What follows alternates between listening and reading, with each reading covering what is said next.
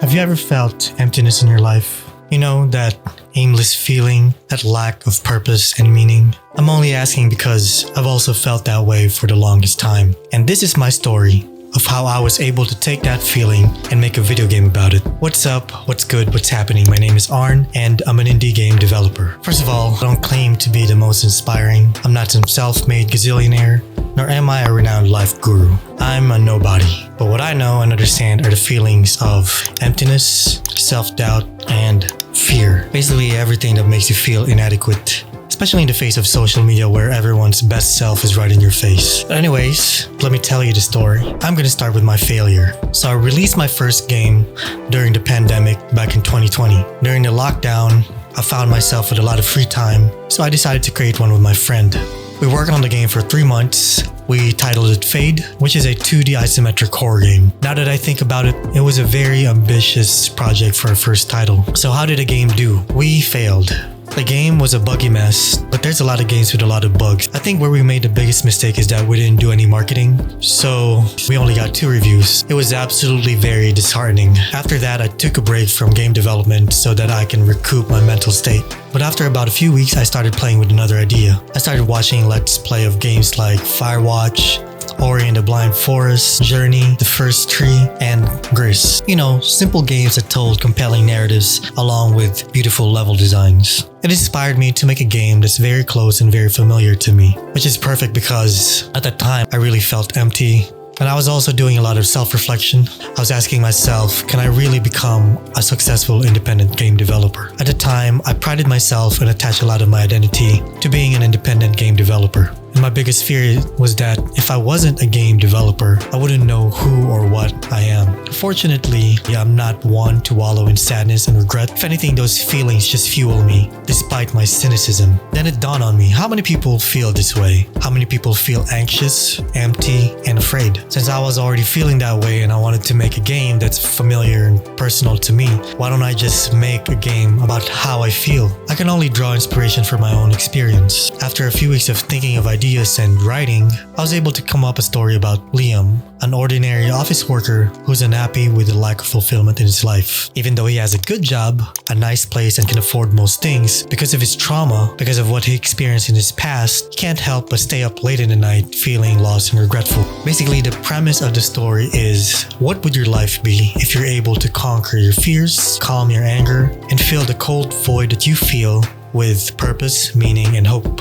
Would you be able to achieve your dreams? Anyway, the story wasn't fleshed out yet, but all I needed was a general direction to the narrative. All the little details about Liam and his story could be added as I went on. The reason for this was, well, first, my creative type is spontaneous cognitive, which means I can't really force creativity out of me. And it usually mostly happens in my subconscious, which means a lot of eureka moments. And second, because I'm not a 3D artist, I'm a programmer, I'm reliant on the assets available to me on the asset store, which is one of my biggest constraints as a solo developer. And this constraint presented a lot of challenges. For example, because of limitations in assets, I couldn't freely direct the narrative and gameplay, since both have to be congruent with each other. So now the problem was, how do I make a game out of the story that I wrote? Since video game as an art form, and this might upset a lot of people, transcends movies and books because of its interactivity. Take for example, The Witcher. As a video game, you're no longer reading about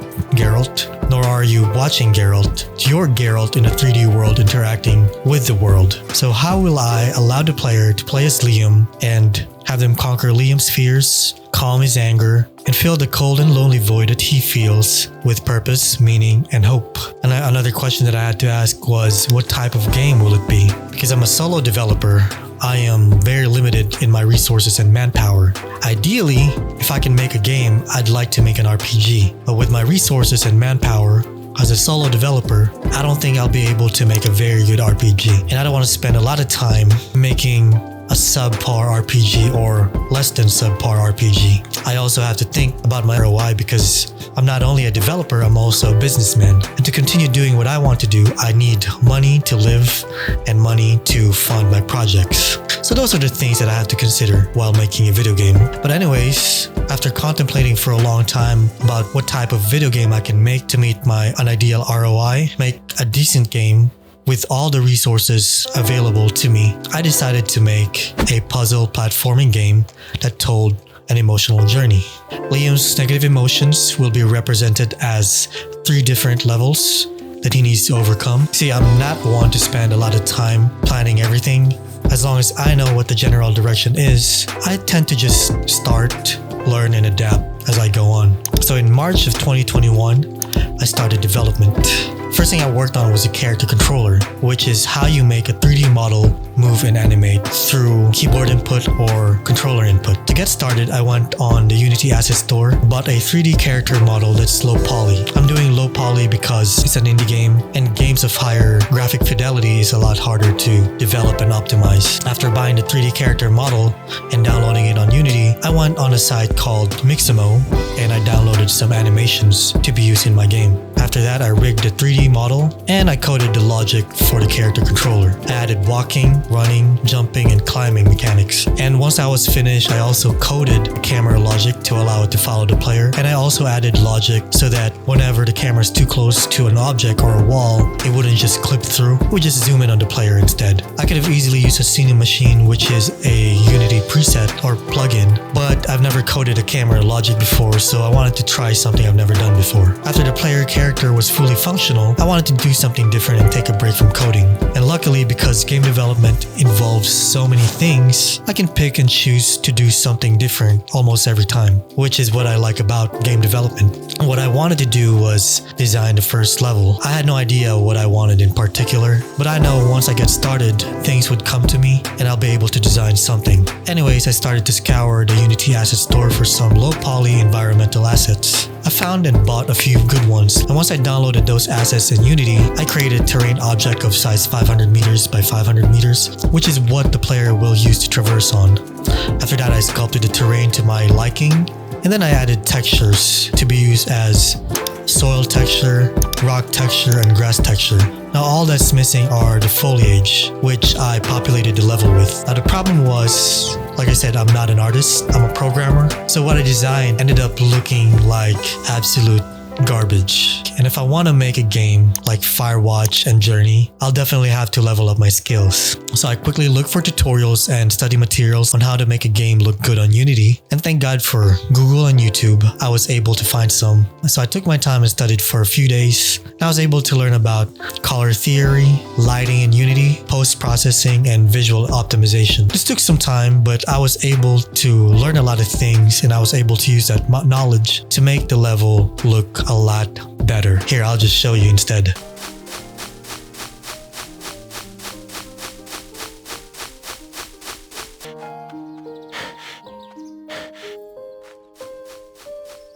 Now that the level is done, it's time to design the main game loop, of course in accordance with the story. And to have a clear vision of the main game loop, I had to work on the story some more. Of course, I'm not going to spoil the story. Hopefully you guys get my game and find out the story for yourselves. I would appreciate it if you did. Anyway, after working on the story some more, I also had to research the most popular platforming game loops. Puzzle platforming games are known for their running obstacles, jumping obstacles, and puzzle obstacles. So I implemented those in my game. Another mechanic puzzle platformer have are collectibles. For Mario, it was the coins, for Crash Bandicoot, it was the apples, and for Spyro, it was the gems. In these games, collecting those collectibles will eventually reward you with something, which is perfect because I can use this mechanic so that a player can unlock memories that Liam buried because it was too painful. I feel like we all have those. So whenever the player collects 10 of, let's call them memory shards, they unlock a memory. Collecting these memory shards would also allow Liam to jump higher and move faster, which would represent the change he's experiencing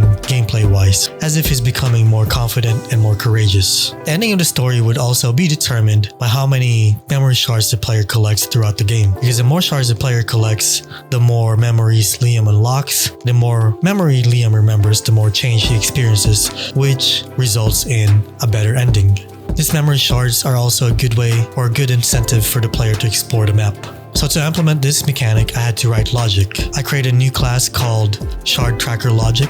And this class will contain code that will keep track of how many shards the player collects throughout the game. I also gave this class access to the character controller to allow it to modify Liam's movements whenever 10 memory shards are collected. After that, I created Liam's memories in the form of cutscenes, and I also wrote the logic to activate these cutscenes whenever 10 memory shards are collected. Alright, enough boring you with game development jargon. So now I have a gameplay loop that's congruent with the story. But something is missing. I feel like it's missing some sort of je ne sais quoi. I don't know if I'm saying that right, which basically means, let me look it up, a quality that cannot be described or named easily, which is, I would say, the hardest part of making a video game, or any art for that matter. Making it feel good, or rather, making it play good. You see, you can have the best mechanics, but if the game doesn't feel good, it's just not good. On the other hand, if the game feels good, it is in fact good, even with the most basic mechanic. So how do you make a game feel good? This was the challenge that took the longest for me. It was hard to figure out because there's no real formula for it, or at least not that I know of. And to be honest with you, I don't really play a lot of platforming games, nor do I play compelling narrative-driven games. This is the hardest part because I have to admit I'm not the target market for my own game. So I wouldn't know firsthand what makes a good puzzle platforming narrative game. And this is when I started going out of scope of my game. Anyways, I'll end the video here. I'll make a part 2. In the next video, I'll talk about how I was able to solve this problem and how I designed the other levels and the level bosses that Leo needed to overcome without combat. Please make sure you wishlist my game, yours truly, on Steam. I also have a demo up. I'll post a link on the description or somewhere here. And also keep in mind that at the time of the upload of this video, the demo that you download might be the old one because I'm still working on uploading the new one. But hopefully when you download it, it is the new one. And if you want to watch more of my videos, please subscribe, like, and comment. It'll definitely motivate me to make more of these. I appreciate it. Thank you for watching and you have a good day.